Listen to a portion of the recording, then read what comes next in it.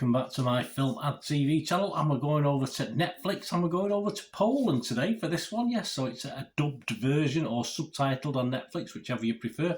I watched the dubbed version just for convenience, because I'm not 100% focused sometimes. I might have to be doing up to other things while I'm watching these Netflix, Amazon Prime films, etc., because I don't think sometimes they're as good as they could be, but sometimes you get a pleasant surprise. Did we get a pleasant surprise with this one today? Well, I'll let you know. We're going to have a look at something called, please pardon my Polish pronunciation, Zian Matki, or in English, Mother's Day. Please, if you're new to the channel, push that subscribe button, push the bell notifications. Great to have you on board. All things film and TV, of course. Lots of reviews, information, vlogs, lots of different things. So if you jump on board, all your comments are very, very welcome about this film or anything to do with film and TV. It's great to hear from you. And if you are pushing buttons, I'm trying to get up to 10 likes if I can, so if you can give it that like button a smash, that thumbs up button, I'll be very grateful.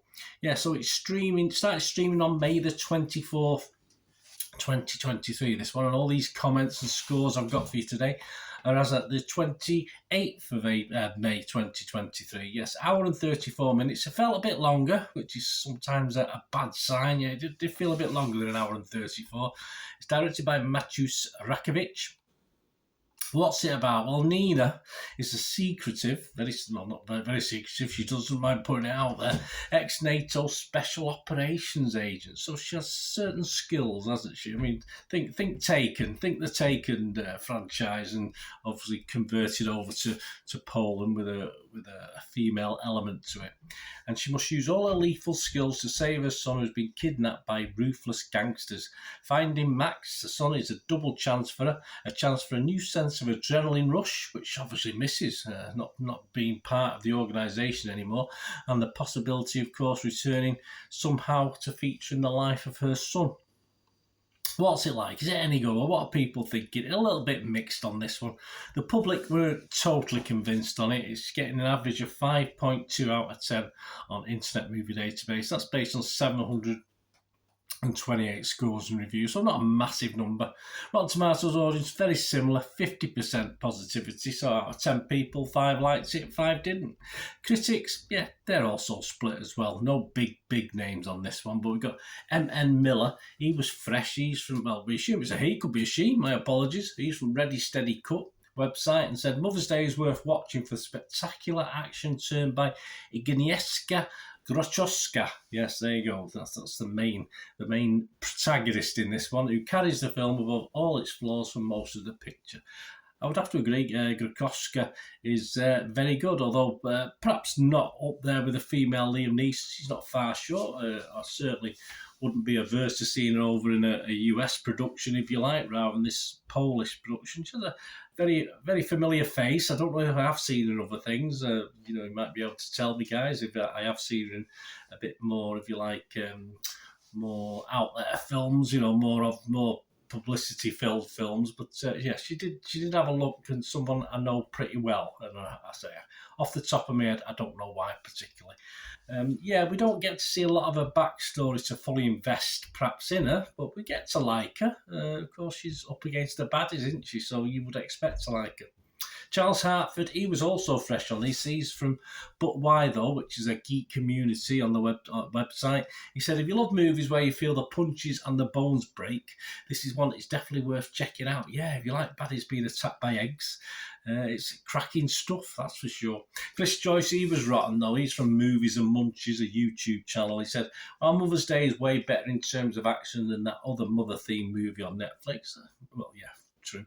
The story suffers from a lack of connection with the players due to skimpy character development.